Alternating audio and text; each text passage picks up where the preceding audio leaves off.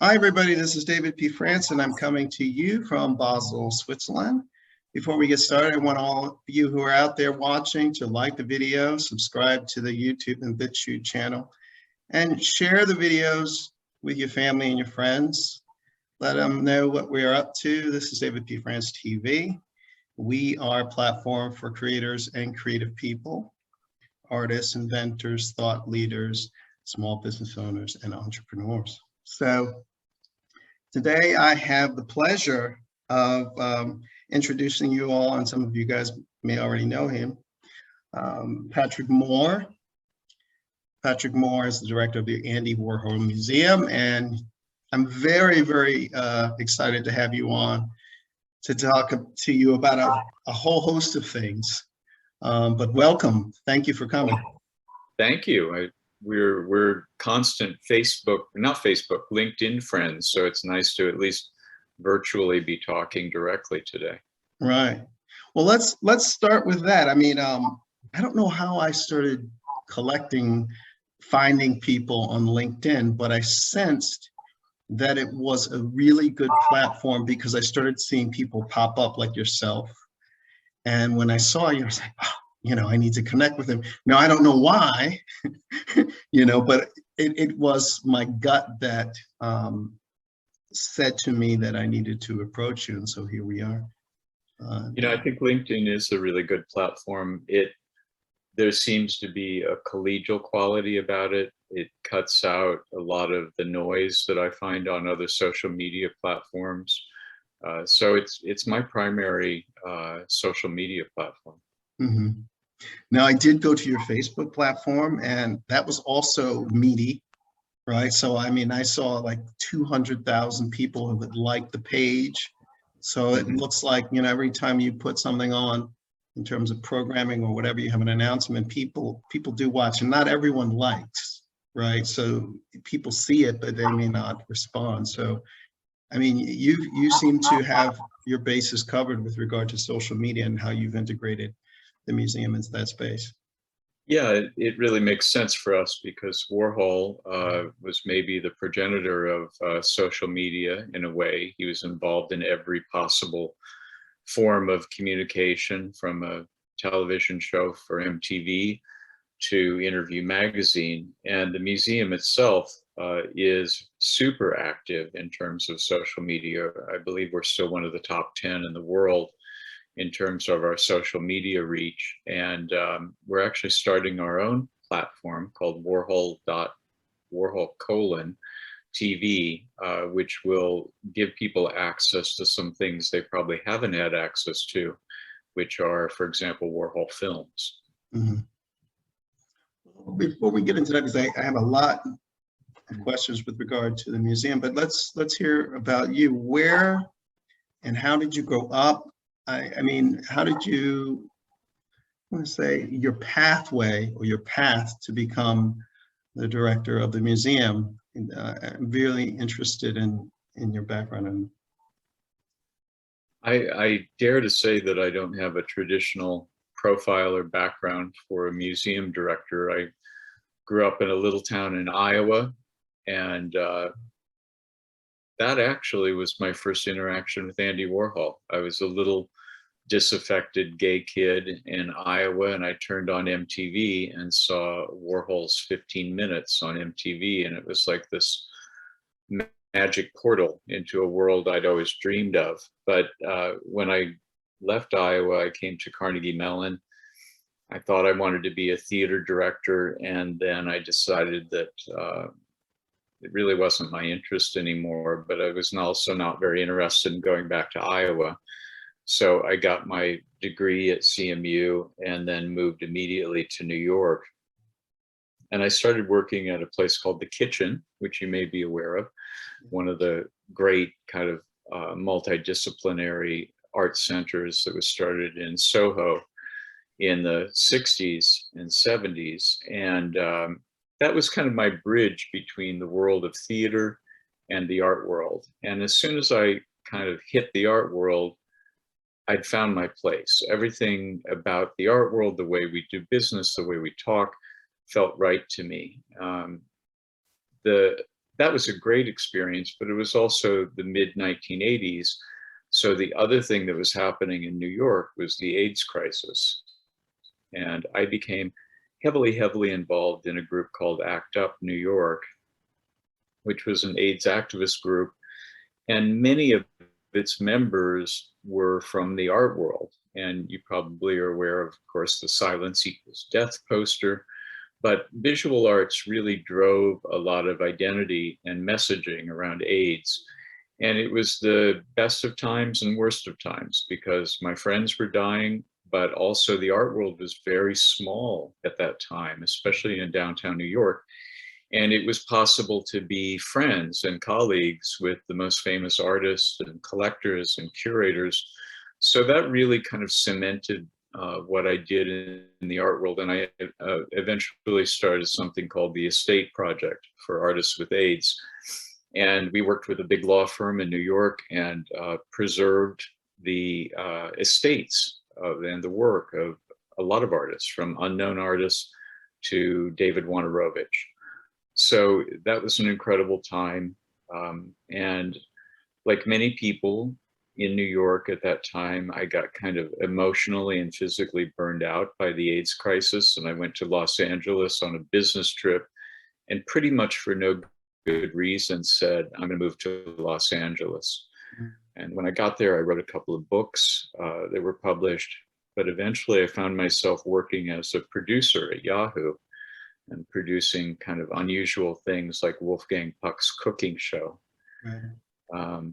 So it was a great thing. It was a great way to learn about digital media. But eventually my husband and I wanted a different kind of life than Los Angeles. And he's an architect. And we came to Pittsburgh really for him to invest in real estate. And I was like, oh, I used to work in the art world. And Warhol was my favorite artist. So it made a lot of sense to go to the museum. Yeah. Well, with regard to when you were in New York, around what time was that? What year? Do you remember? Do you recall? I was in New York from 85 to 95. 89 to 95. So what's interesting is I grew up in northern New Jersey, South Orange, New Jersey, about 40 minutes away. So we were looking into New York and seeing everything that was going on. So you guys, the entire community there was very influential. You were very influential on us. We watched everything and we would go into the city. So I attended college in 85, graduated in 89, and did not get to New York until 95. Ah, interesting. Right. So I was aiming, trying to get back to New York from the time that I graduated till about 95. Yeah. And I ended up, getting there and realizing that things started to change a bit in the late 90s. Yeah. But you hit on some things. That time was really a critical and important time for New York and the downtown scene. And so it's very interesting that you and I have this connection in that way. And I sense that probably that was what, when I saw your profile, I said, this guy probably knows similar things that I know here. I'm sure that our paths crossed or nearly crossed. Nearly crossed. And I also worked for MTV in 1988. So that may have been, and I only stayed there for a summer. So there was an aesthetic that was very prominent during that time. And I think it drove a lot of what was going on, in my opinion, in New York. And it was one of the reasons why people were coming to New York. So. Yeah, well, MTV was and is an incredible organization. And for me, I can't really overstate the impact as a, I don't know, 16, 17-year-old gay person in Iowa, being able to see that show from Warhol. And it was incredible that Warhol wanted to do it. It was very much in keeping with who he was and his quote unquote business plan. But it's kind of more incredible on the side of MTV that they would take a flyer on something like that. And, you know, it did encapsulate exactly that moment in New York City of Debbie Harry and Fab Five Freddy and Futura 2000, and you know, that mixing together of street culture, and then of course you have the sort of god of Jean-Michel Basquiat presiding over the entire scene. And that whole time and connection continues to be very resonant for me, and I think for a lot of viewers at the museum. This summer we put out our entire holdings, which are pretty significant, of Basquiat and Warhol collaborations. And that work still looks so fresh and incredible and inspiring. Yeah, I mean, it's incredible. I mean, I try to explain to people what the feeling was during that time, and I think it's impossible to convey it. I think it's great that you have a museum so that you can actually present in so many different ways, and you can use this visual media, multimedia in the same way that he used it as well. Yeah. Let me ask you more about the museum. Tell us what is your job like? Tell us the average day at the museum. What is that like for you? You know, I think I'm very fortunate because I have a wonderful life here in Pittsburgh, but my work life is pretty much global. Today, we opened a show in Shanghai that I curated with my colleague, Jose Diaz, our chief curator. And usually I would be sitting in Shanghai right now because typically we do travel with our exhibitions, but because of the COVID crisis, we were not able to go, but we still were successful in getting to work there, curating the exhibition, overseeing the installation virtually. So there's that part of my work. Then there's the most mundane part of my work, or any museum director's work, which is just dealing with whatever the crisis du jour is. You know, whether there's a problem with the building or we need to do something with the parking lot. That's the kind of less glamorous part of a museum director's work, is just problem solving on a continuous basis. But then again, you know, next week I'll go to New York. We throw dinner in New York for collectors once a year. And this year it's hosted by Cause and Billy Porter. So there's that, which is glamorous, but it's also about fundraising, because we were set up with a treasure trove of art, but unfortunately not an endowment. So we're very entrepreneurial, and a lot of my time, like every museum director again, is spent on fundraising. Mm-hmm. And is there a particular segment of the population that has an interest in the work or interest in donating?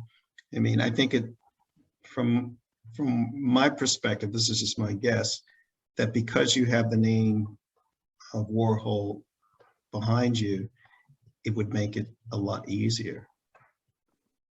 You would think, but weirdly, it has kind of the opposite effect, because first of all, we're entirely separate from the Warhol Foundation in New York City, although we work with them obviously very, very closely. But there's a lot of confusion in the public. Most people probably think the Warhol Museum is a very rich museum, and it's kind of the opposite. So it's more difficult in some ways to get people to give to the museum for exactly the reason you just stated, that people think that any door will open because of Warhol. And that's true to a certain extent. You know, I can probably get a meeting with most anyone I want, but philanthropy in my experience is mostly local. And I may have had stars in my eyes about the biggest Warhol collectors in the world being our primary supporter base, and they have been generous in some ways, but our true supporter base is people who are so incredibly proud that the Warhol is here in Pittsburgh. So it's been these incredible philanthropists here in Pittsburgh, Pittsburgh, as you probably know, is it went through the traditional trajectory of an industrial and then post-industrial city in the United States. It was at one time one of the richest cities in America, and then the steel industry collapsed and left along with corporate headquarters, and it had a very rough patch until it transitioned into kind of the meds and eds, as they say, huge medical systems and research and educational institutions. So we're doing better right now, but we still have this kind of wonderful legacy of the industrialists and big foundations being based here. So that's really where I've found the biggest area of support.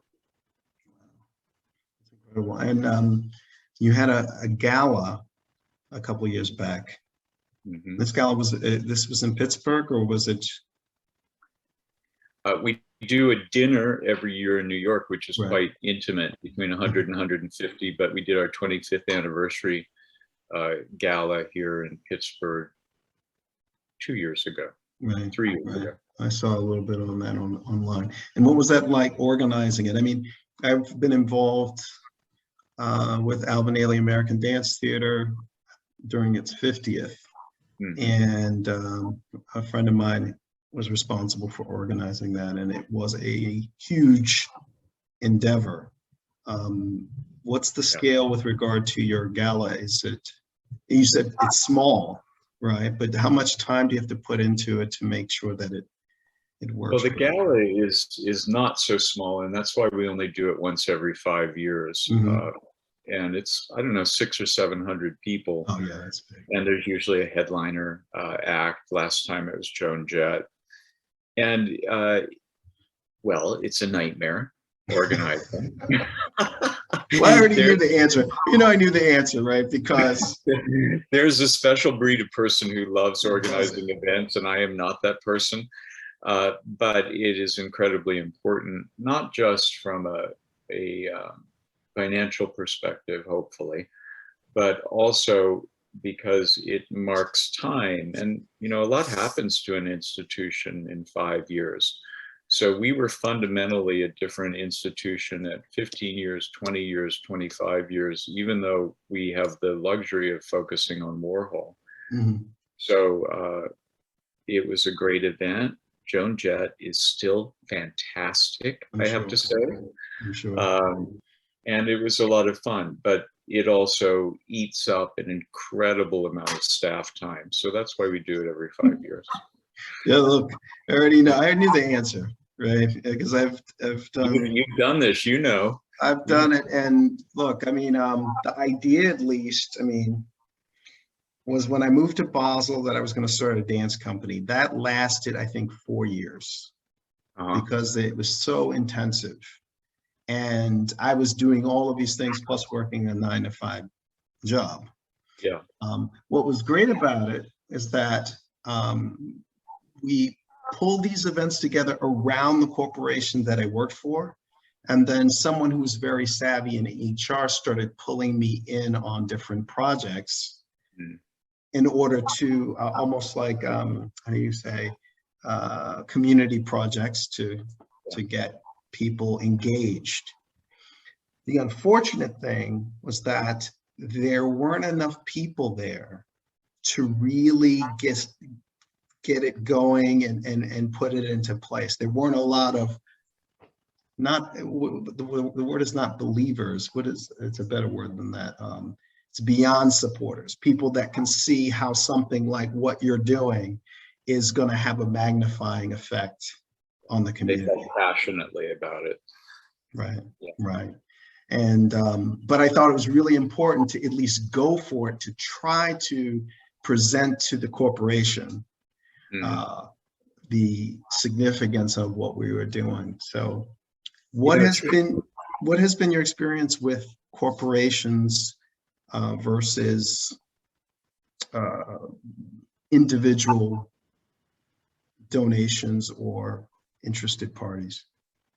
Yeah, we do well with corporations and have very fulfilling interactions with them, because with some of them, in the dream scenario was Cadillac. Cadillac worked very closely with us for a number of years, and we hope to work with them in the future. And with Cadillac, Warhol actually drew, painted, photographed Cadillacs, and Cadillac is such a storied brand. And for Warhol, little Andy Warhol, this child of the Depression, you understand why he would have focused on Cadillac as a brand. Sure. Because for this immigrant family to own a Cadillac would have been the highest reach of the American dream. So we were able to work with Cadillac in a super direct way, and we did a little mini exhibition of some of our holdings of images of Cadillac, and we took it all around the world together. We were in New York, Miami, Los Angeles, Dubai, Frankfurt, and that was perhaps the most fantastic, because the brands really came together, the Warhol brand and the Cadillac. But we also work very closely. It seems like banks are particularly beloved by the Warhol. So we did our first tour of Asia with BNY Mellon, and it was their opportunity to introduce themselves in a kind of very public way to the Asian market. Next week, I'll be in New York with Goldman Sachs. And, you know, the thing about Warhol is that because he was so intent on making money and being unashamed about making money, he really opens up the opportunities, if you're going to work with a financial institution, for example, to be completely unashamed about it being about rich people, because that's what it is. And that's Warhol was obsessed with rich people and famous people. Yeah. So I think that we have a lot of leeway in that area, and it always feels very natural. It is fascinating. I mean, it's fascinating. You should know that I have studied Andy Warhol. I mean, I have books here. I have The Philosophy of Andy Warhol sitting right next to me. Right. I'm getting scared now. I got it. Right. I got it. Look at this. This is another one. Right. Boom. Oh, you got it all. Big, yeah. I mean, this was when we were in high school, we had a very strong art program where art teachers, dance. We also had a strong sports program. So when I say that we were watching what was going on into New York, and at that time, I mean, it was serious. Everything that was happening there started to bleed into the suburbs. Mm-hmm. So we watched. We were avid supporters of what was going on, particularly below 14th Street. When you were that age, what was the thing that drew you to Warhol, or that was most inspiring as a very young person? The fact that he understood the power of money and celebrity. I think that what you told. So in some respect, this platform was influenced. I was influenced by him, because as an artist, I say, how am I going to get people to understand that what creative people do is valuable? How am I going to do that, right? So I would try to engage artists in this manner, but I realized, I said, wait a minute, they're not really into money like this. I mean, they're not really, if I come to them and I say, I'm going to market you and I'm going to pitch this idea and I'm going to go around, they're not moved by that. But I was moved by the fact that Andy Warhol had a business plan, as you said,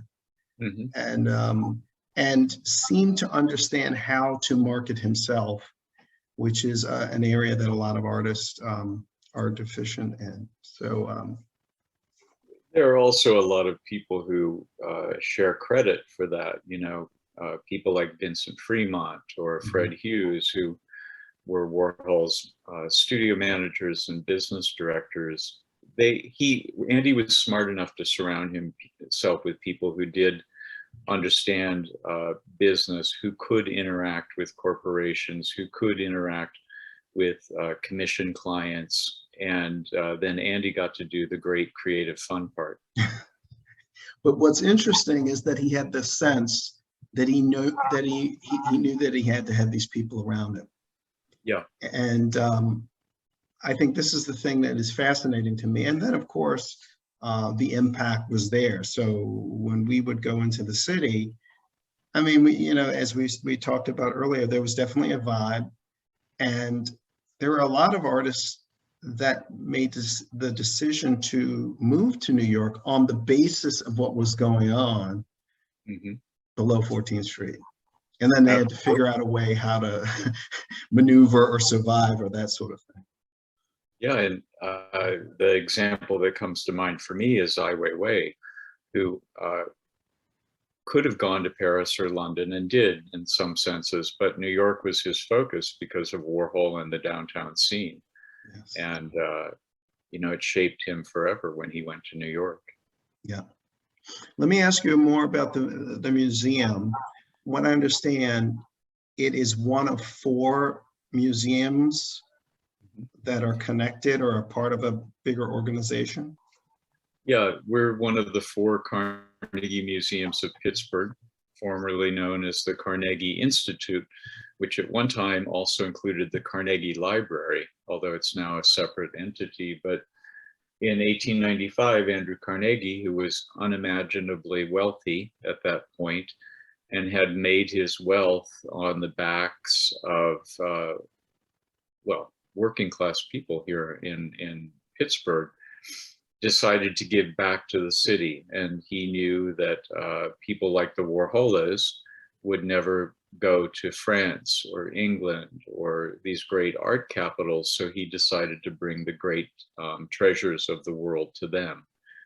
And he started the Carnegie Institute. It has a museum of art, a museum of natural history. And then much later on, there was added a science center. And then finally, in the early 1990s, Warhol had died, and his estate, which became the Andy Warhol Foundation for the Visual Arts, had this treasure trove of work because Warhol held back examples of all of his work. And they could have sold it, they could have given it to the Museum of Modern Art, but there was this series of discussions between Fred Hughes primarily, and also some trustees of the Carnegie, and they decided that the work would be really significant and transformative for Pittsburgh. So the collection was given by the Warhol Foundation, and also the Dia Art Foundation in New York added some very important Warhols. And in exchange, the Carnegie purchased a building, which was an old warehouse, had it renovated by Richard Gluckman, the famous architect from New York, and agreed to operate in perpetuity a standalone museum devoted to Warhol. It's incredible. I mean, one of the things that I think this interview will do is I think it will shed light or shine light on the process, and for people that are not necessarily knowledgeable of art and art museums, it will give them an insight.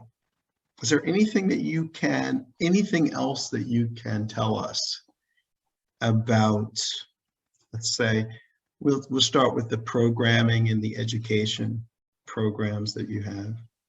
Yeah. Well, we want to be the Andy Warhol Museum, not the Andy Warhol Mausoleum.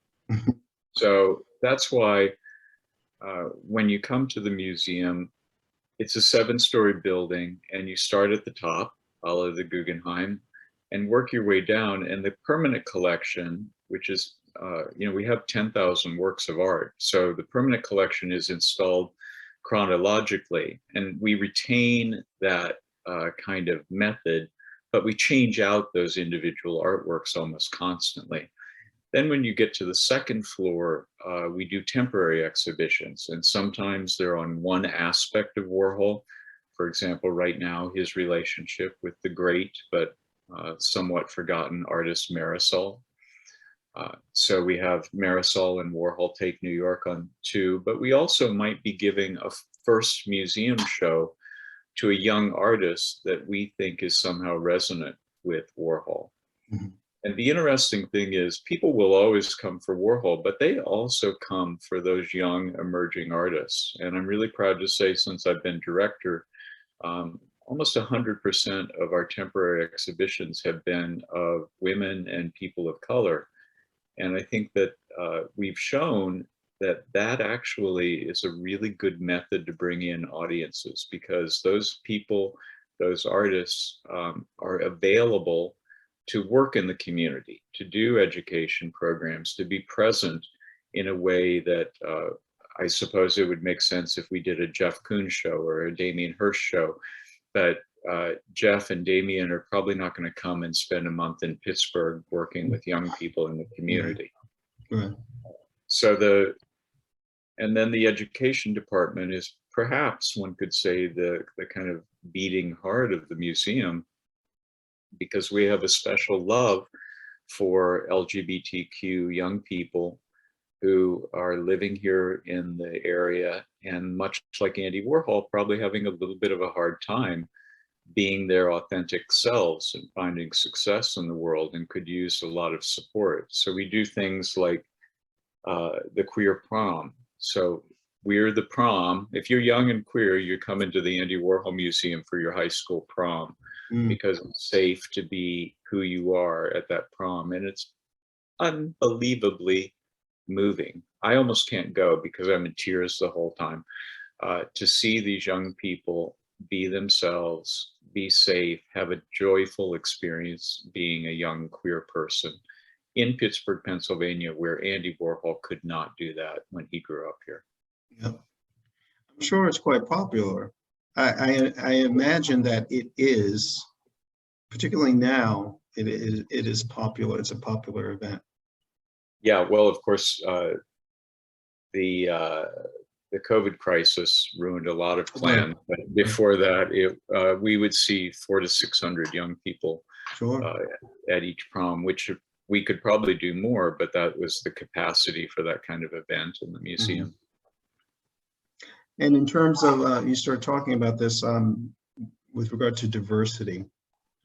I understand that there's a special, I don't know if this is embedded in your core, like if you have core principles of values, but it seems as if you're one of the museums that have used or utilized diversity in a way that's unique in terms of, and you've touched on it a bit in terms of female artists, LGBTQ artists.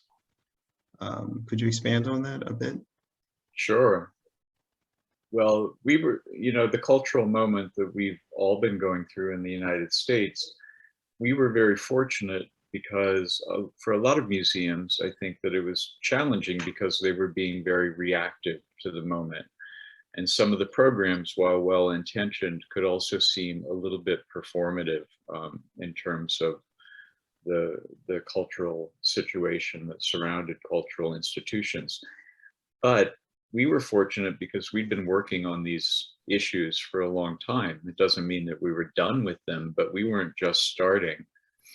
And increasingly, we have focused on workforce development as a key aspect of diversity in terms of building a pathway for more diverse young people to develop careers in the museum field.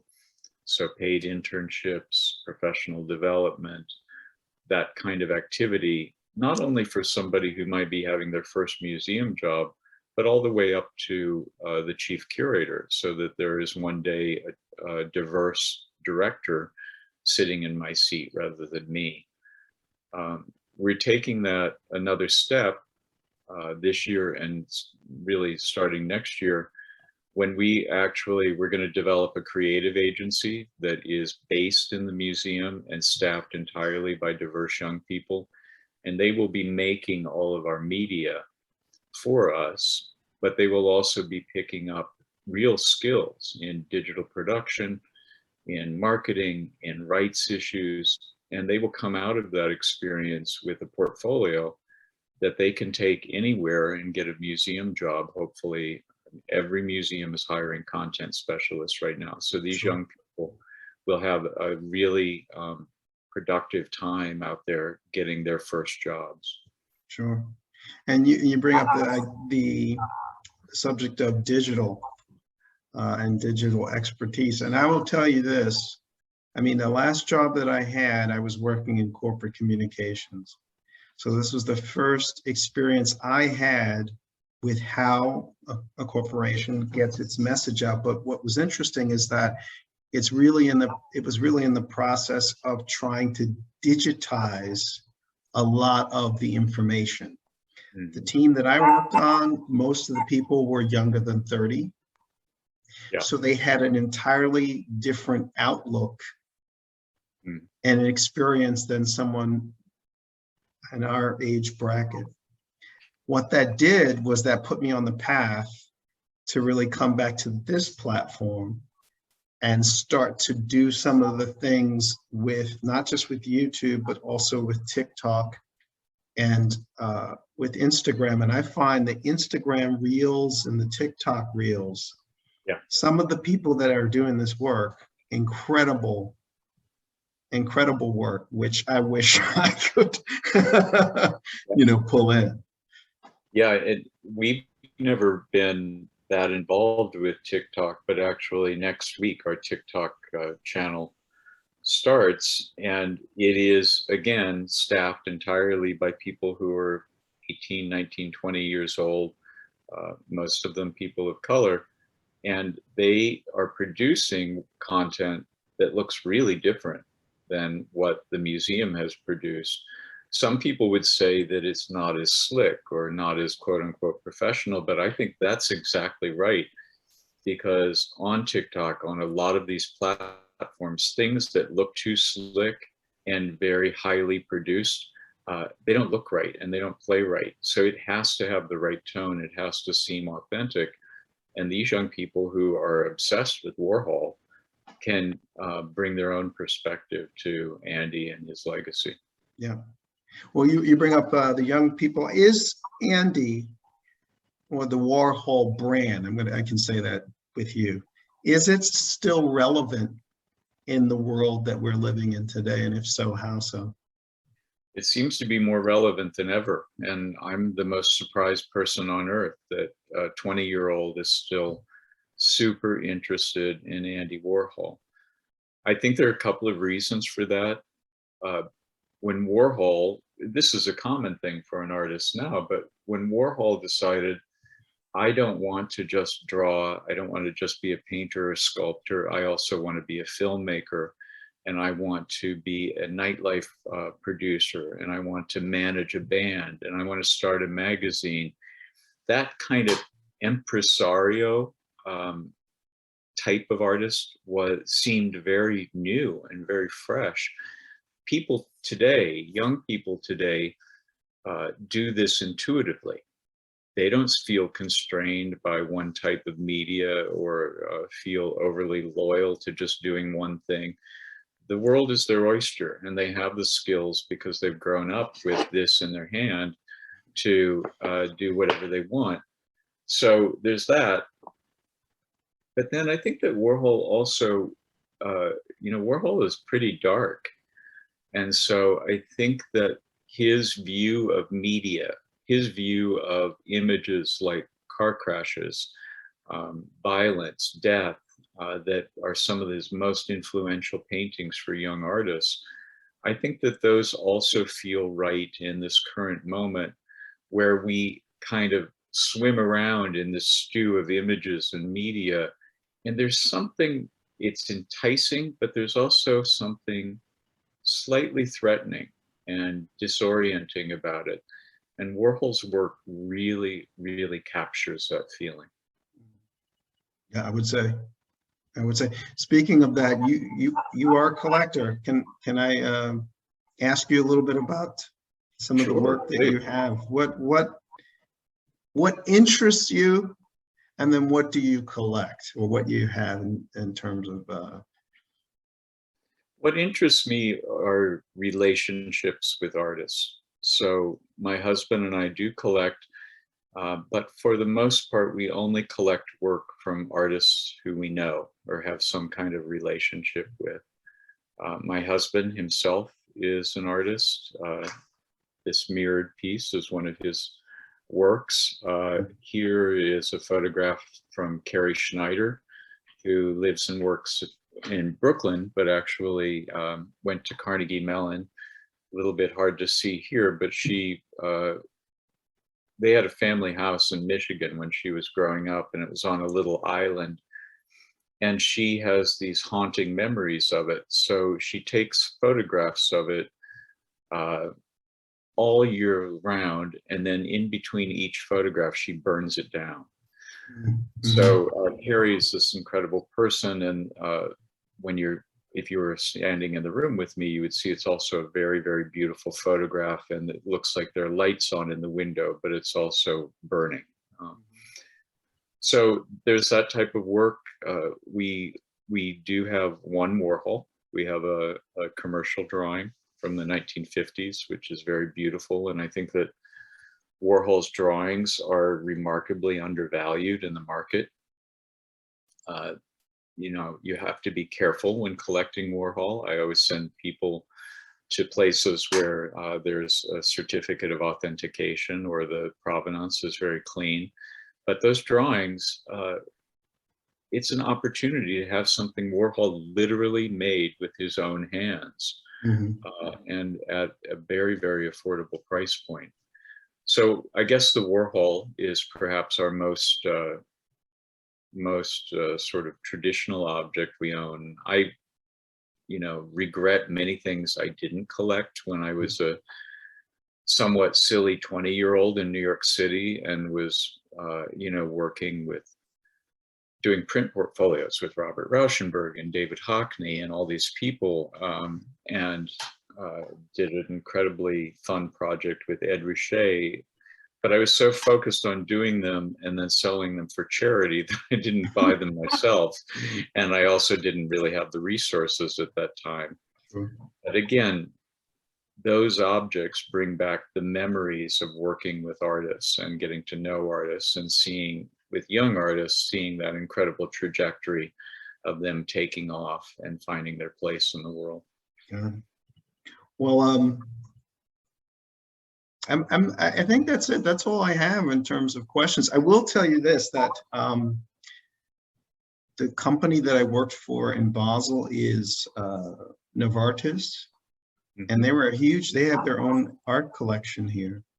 Yeah. So what was interesting is that the CEO at the time was influenced by what was going on in New York, because we had a Laurie Anderson, what was it, some sort of bird piece that was in the entire campus so that we could hear birds as we were walking through. Yeah. And Novartis at that time spent a lot of money on artwork and had its own, their own, how do you say, archivist or collector.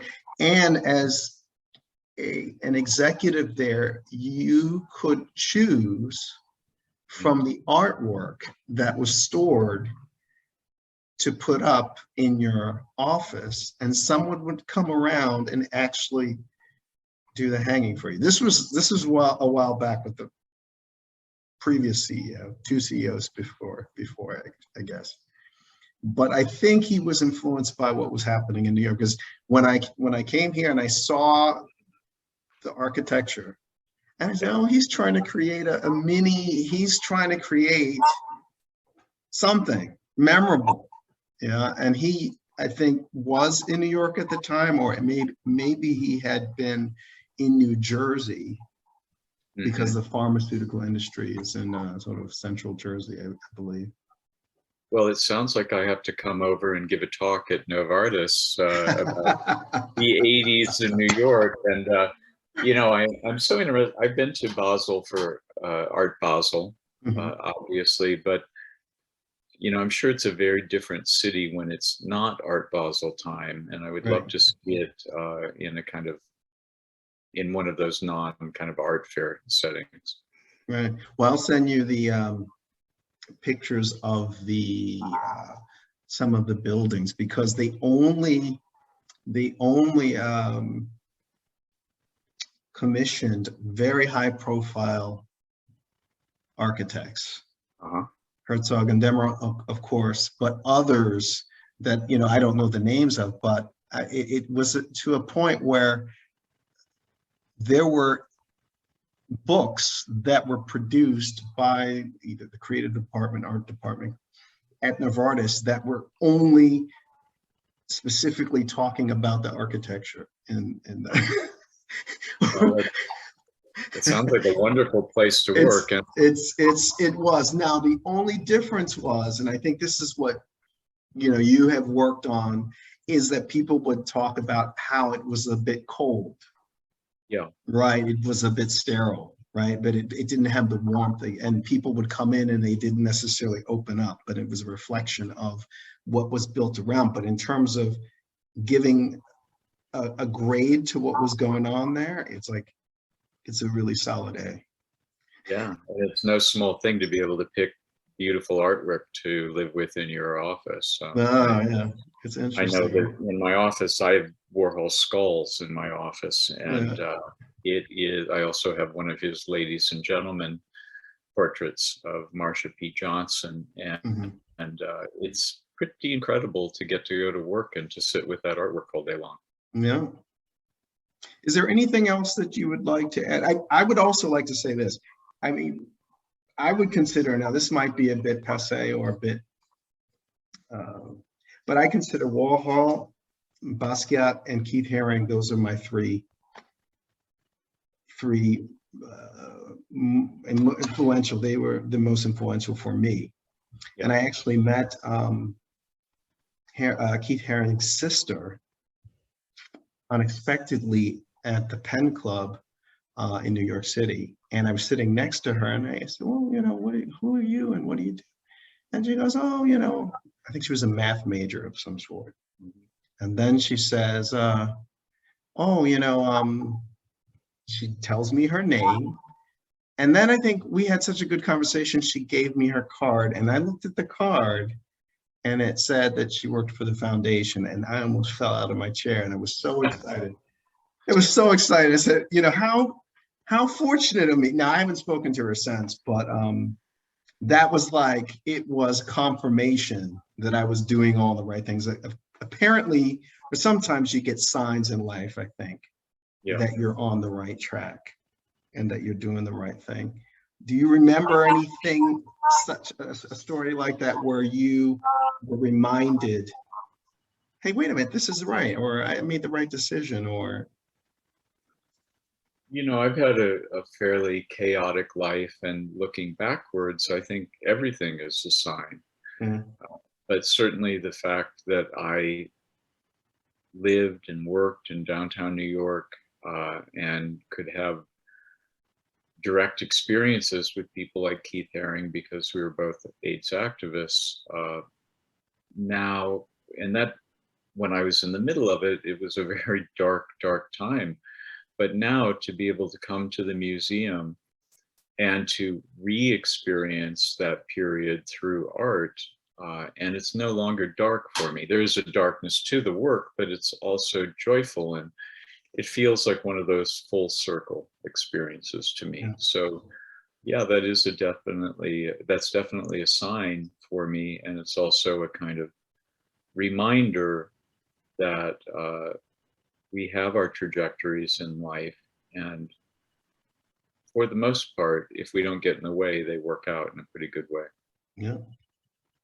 Well said. Well said. Okay. Well, thank Anything else you'd like to add? I'm sorry? The only thing to add is please come to Pittsburgh. That sounds like a song from the 60s. Please come to Pittsburgh and experience the collection directly, because Warhol is extraordinary in when you see images of his work, but also when you see the work in person in a city that formed him and made him the person he was. It's kind of an extraordinary experience. So I think people should take a weekend trip to Pittsburgh and come visit us. Look, in the airport, I think you guys have the airport in Pittsburgh well taken care of, right? We do. We have a lot of recognition in the airport. Oh yeah, I mean, and this is the largest, the Andy Warhol Museum, just so it's clear, holds the largest collection of Andy Warhol artworks. Is that correct? That's correct. And also our archives are about 500,000 objects. So we also have the films, which no one else has, and the moving image materials. So yeah, the biggest collection in the world. All right, Patrick Moore, thank you very much for taking the time to speak to us today. And Thanks, Billy. yeah, I will get this up and get it ready, uploaded as soon as I can. I may reach out to you just if I have some questions about how to present it. But Sure. Thank you very much. I look forward to it. Thanks so much for asking me. No problem at all. Have a great rest of your day, and I will be in touch. Wonderful. Thanks, David. All righty. Bye.